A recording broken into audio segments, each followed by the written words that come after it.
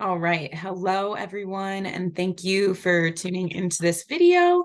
Today, we will be talking about the ShareMeals application and going over how to get signed up for the web app as an event organizer and as an app user. So, I'm going to share my screen and we will get started here on our website.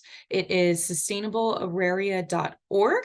Once you are here, you can type in the search bar and go ShareMeals. And scroll down. Here is the ShareMeals page. You can also just type in sustainableauraria.org/ShareMeals, and that would get you to the same page.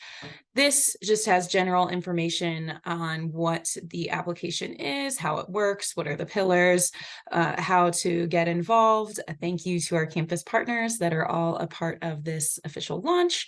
And up here, we have a link to the web version. The application is available on your phone as well as on the web. Today, I will show you the web version, but know that you can just get on your Android or your iPhone and go to the App Store and type in ShareMeals, look for this logo, and you will be taken to the same application. So let's go ahead and get started with the ShareMeals app. If you do not have an email set up yet, you will enter your institutionally affiliated email. You will fill out a password, your name, and then you can ignore this community code if you have an email associated with this campus, for example, the ahec.edu, or if you are with MSU, CCD, or CU Denver, you do not need this. If you have something like a Gmail or a Yahoo or an email from another university, then you will contact me directly and I can set you up with the community code. It's going to ask if I verified email, so you will go to your email and you will check your inbox as well as your spam and hit verify. Once you hit verify, then you will be able to come back over to this screen and say, yes, I verified it. If it shows you an error, just close out of this page and do the process again of logging in. Okay, and you should see these pop-ups that indicate directions of the application. We're not going to read through them today. You can do that on your own, but you can click out and they should pop up here as well. So they just give extra instructions of how to navigate. And if you ever want to reset those pop-ups, you would go to account and then here it would be reset all first-time pop-ups if you want those extra directions, or if you want to stop seeing those directions, you can hit stop showing automatic first-time pop-ups here.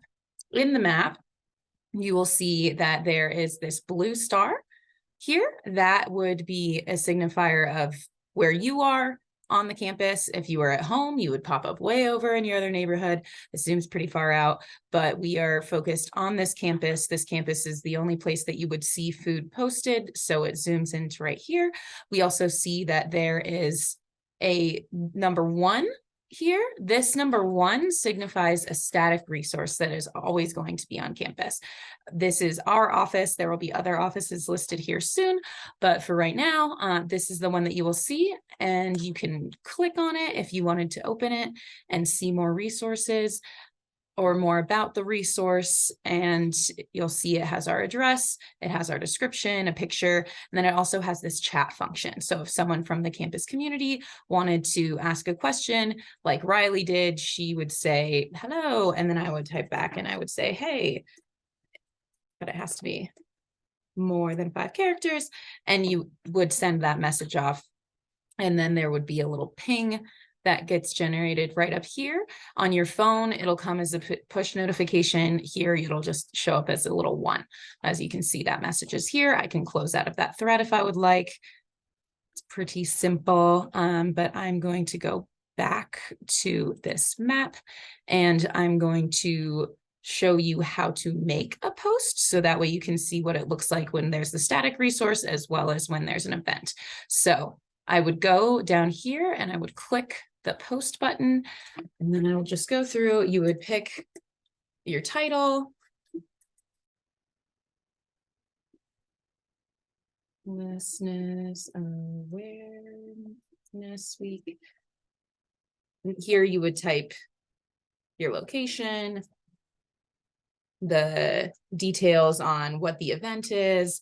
Here you would put if there are any dietary restrictions of what is offered there. Let's say there's vegan, vegetarian, and how many total servings you have. So let's say that there's 30. Also, I was mentioning those communities earlier. Each individual school will be associated with a different community. So if you're a CU Denver student, you would see Auraria Campus and CU Denver listed. If you were with CCD, you would see Auraria Campus and the community college listed. Same with MSU. I see all four as an administrator who works for AHEC, but you would probably see one or the other. Let's hit all of them since AHA will be a tri-institutional event. You'd also come down here and you do a start time, stop time. So let's just say it's happening right now. That would hop us to this time. And then let's say that it ends. You have to drag these. It ends at midnight tonight. That's a long event where you would choose a location. There's a couple different ways that you can do this. You can do it from an address that you would hit OK. You would type it in. Say it's in the Tivoli Parkway. As you can see, I type that in and then it'll geolocate me. It'll geolocate the circle to where the building is. Also, you can do it from your current location, which will go off of the star. And then you can do it from this common list, which is a pre-designated list of buildings on the Auraria campus. So if I didn't want to go and do the address or my location, I could go in here and type in or click on the Tivoli Student Union.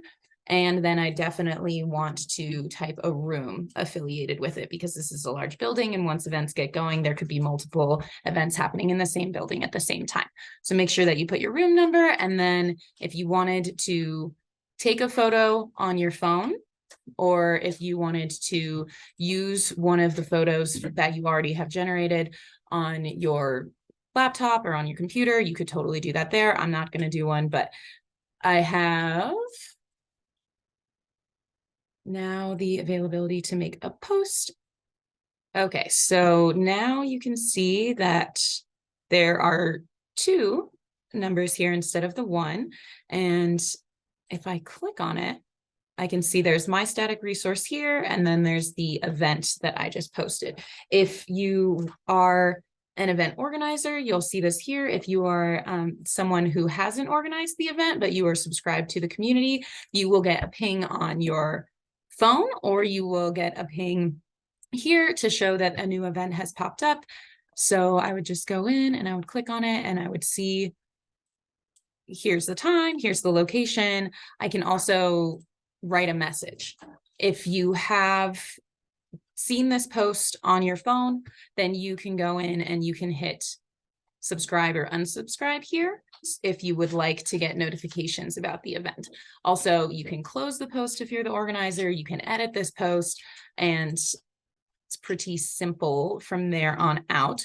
Now, if you are making a static resource, the only difference is if you were going to come in here and let's say make something for my office, then the only difference is that you can ignore this dietary restrictions, total servings. You would still want to do the communities, and you would choose a start time, which would be right now, and then you would take your end time and push it as far into the future as possible. So December 31st, 2022, select.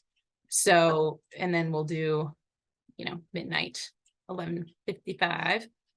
11:45, and that will create longevity. And then once you post it, once you hit post, then you are going to email me or scp_contact@ahec.edu directly. So that way we on the back end can get your static resource to be static as opposed to a one-time event. If you do not email me, then it will disappear at the end time of the event. So please, please, please email me as soon as you make it. Let me know who you are and what you posted, and then we'll make sure that we get that permanently embedded into the app.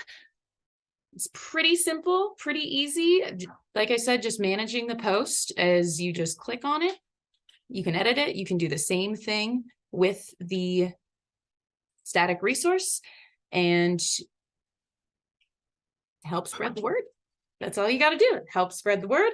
We have flyers, we have this video, and we also have the website and online resources for you to be able to share with your campus communities. We are also happy to come and talk with you all at any time to help get you set up. So thanks for listening.